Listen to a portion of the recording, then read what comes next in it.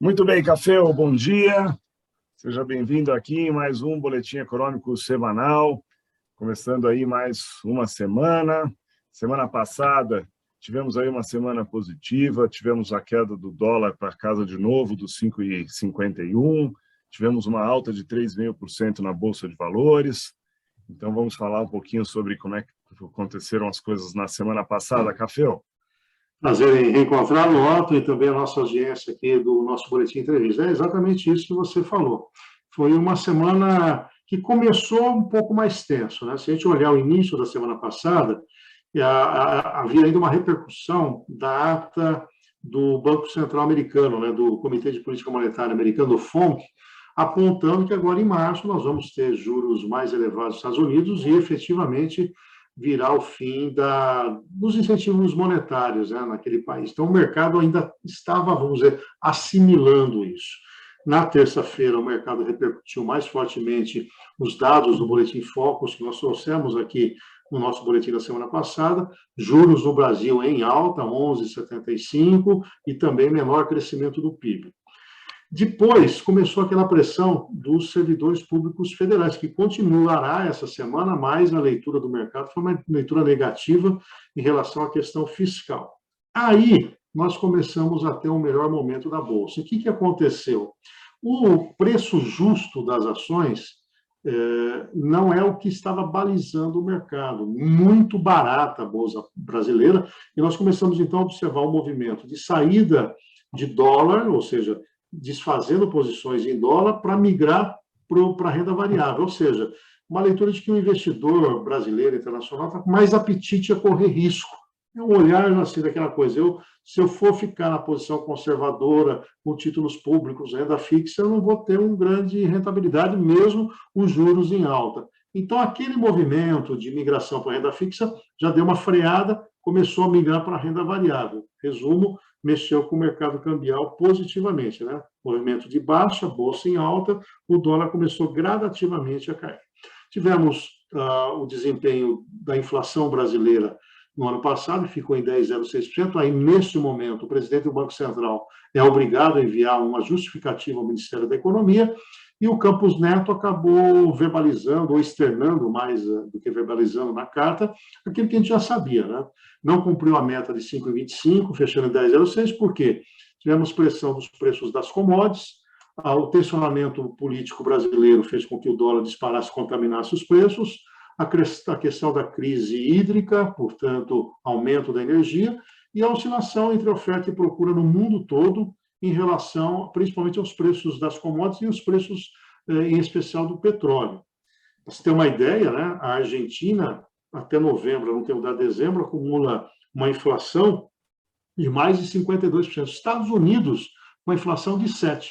Então, fechar aqui em 10,06 demonstra claramente que houve mais um desequilíbrio entre oferta e procura, um desarranjo na economia por conta da pandemia, do que falta de empenho das políticas monetárias. Por sinal, política monetária que vem em mudança para esse ano, né?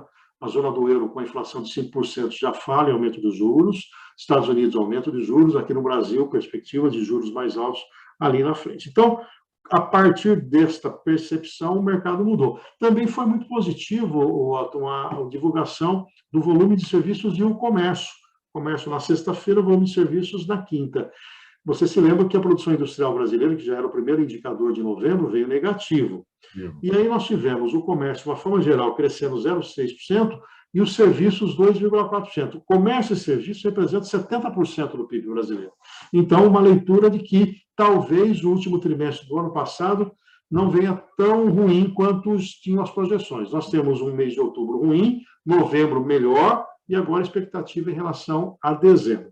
Um bom indicador que foi divulgado no dia de ontem, na madrugada, agora de hoje para nós, foi o desempenho da China. Olha só, veio com 4% no último trimestre, fechou o ano em 8,1%. Esse número pode ser revisto ainda por conta do refino do cálculo, mas 8,1%, num momento em que a maior parte das economias vem se recuperando, mas não está nesse patamar, foi um número bastante positivo. O Brasil deve fechar o ano passado com 4,5%. Agora há pouco saiu o Boletim Focus, já dessa semana, e a projeção para a inflação deste ano 5,09 era 5,03, então uma pequena alta aí, se aproximou, já passando um pouquinho do limite dos 5%. Taxa Selic de 11,75 na virada desse ano e 8% para o ano que vem, viu? E o dólar, né? 5,60, mantido, para o ano que vem 5,46. Eu acessei alguns papers de outros bancos, além daquele que eu já tinha consultado, atualizando um pouco os dados do dólar para esse ano. A média, quer dizer, a posição, vamos dizer assim, base, é o 5,60 que nós trouxemos a semana passada, e o mercado mantém esse patamar. O que o mercado vem tendo é uma oscilação de 25% entre o menor valor e o maior. Lembra que eu falei de uma oscilação de 5 para cá e para cá, mas entre o menor e o maior, a extensão de 25%. Os mais otimistas apostam no dólar de 5,40. Os mais pessimistas, um dólar de 5,90. E a base, 5,60. Para o ano que vem, estaria mais próximo deste valor mais otimista do 5,40. 5,45, projeção do mercado. Caféu, falando agora dessa semana, nós temos aí a divulgação de dados de inflação, né, que são dados importantes, temos a prévia do PIB e temos também um fato importante aí, que é aquela possível greve do funcionalismo público aqui no Brasil, cenário aí que pode trazer algumas questões aí relevantes para a semana. Vamos falar aí então desta semana que estamos começando hoje. Como é que você está vendo aí esta semana? Bom, daqui a pouquinho o Banco Central divulga o IBCBR, que é o índice de desempenho calculado pelo Banco Central, não é a metodologia do IBGE. O IBCBR tem uma expectativa aí de vir positivo no mês de novembro, diante desses números que eu trouxe dos serviços e também do comércio. Isso vai ser conhecido daqui a pouquinho. Quando a gente passar o boletim por escrito e já o resumo, eu já trago esse parâmetro aqui para todos nós. Hoje também vai ser conhecido o IGP-10, que é a prévia do IGPM, que vai ser divulgada já na virada do mês, e do GPDI, que é no mês fechado. Dependendo de como vierem os preços ao produtor, nós podemos ter uma perspectiva de confirmação de que há uma desinflação ou não no Brasil. Hoje, feriado nos Estados Unidos, o mercado vai andar um pouco de lado em relação ao comportamento de bolsa. Amanhã, nós temos dados de petróleo vindo dos Estados Unidos. Na quarta-feira, fluxo cambial brasileiro. Na quinta-feira, pedidos de desemprego nos Estados Unidos. E sexta-feira, dados agrícolas também nos Estados Unidos. Poucos dados relevantes no Brasil, tá? O que pode influenciar o comportamento do mercado cambial? Ficar de olho nos depoimentos, discursos e a leitura dos juros americanos. Na minha opinião, no dólar já está precificada a questão do juro americano, só se houver alguma novidade em relação a essa leitura de inflação e aumento mais expressivo dos juros lá. Fiquemos de olho na questão da Ômicron. Não obstante a menor letalidade, há um grande problema do contágio e está afastando muitos profissionais da área de saúde. Isso pode comprometer um pouco a questão de atendimento primário à população. Isso está acontecendo no Brasil e no resto do mundo. Então, ela é uma variável que nós devemos considerar também no horizonte da semana. Juros no Brasil, que é uma discussão sobre esse patamar. Felizmente, para o Boletim Focus, foi mantido em 11,75 esse ano e mantido 8 para o ano que vem. Então, eu não vejo especulação sobre a decisão do Copom no início de fevereiro. Então, é uma variável que a gente pode controlar. E você tem razão, o grande destaque é a pressão dos servidores públicos federais.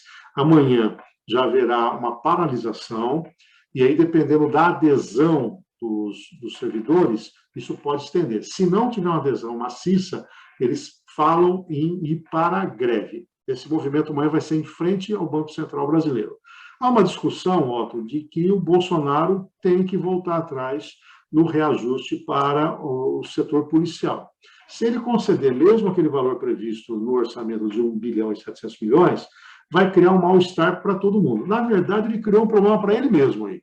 Agora, ao voltar atrás, não vai satisfazer a turma ligada à segurança, mas se ele avançar, vai descontentar todo o resto. Agora vai ter que ser aquela saída salomônica, né? Olha, não tem para ninguém. Melhor é recuar a uma pressão da equipe econômica para não ter o reajuste, para exatamente evitar qualquer tipo de precedente. O Paulo Guedes até foi infeliz na comparação, mas ele chegou a falar de olha, está aí parecendo um brumadinho. O que ele quis dizer? Vai represando pressões sobre salário, uma hora explode, uma hora estoura ali a represa. E é exatamente essa a preocupação. Então, se eu fizer destaque, vão ficar de olho hoje no IBCBR, no IGP-10 e no movimento dos servidores públicos federal.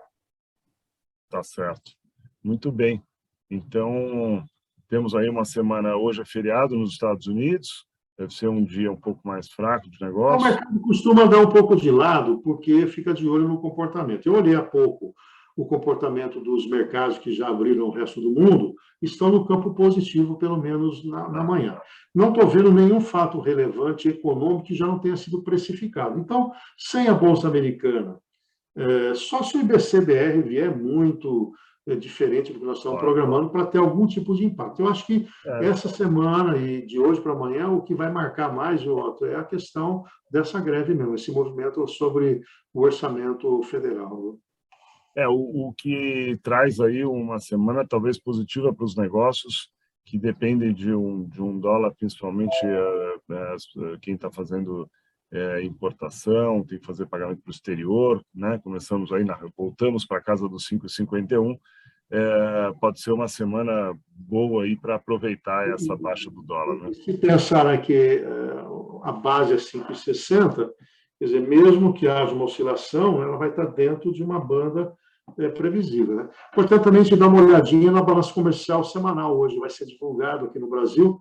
Isso pode trazer também algum tipo de dado importante. Mas acho que o mercado repercute também positivamente o PIB chinês. O PIB chinês vindo bem, vigora chinês. O Brasil é o maior exportador para lá de várias commodities, mas pode repercutir positivamente no comportamento do câmbio, né, por conta de uma projeção de uma balança comercial mais robusta.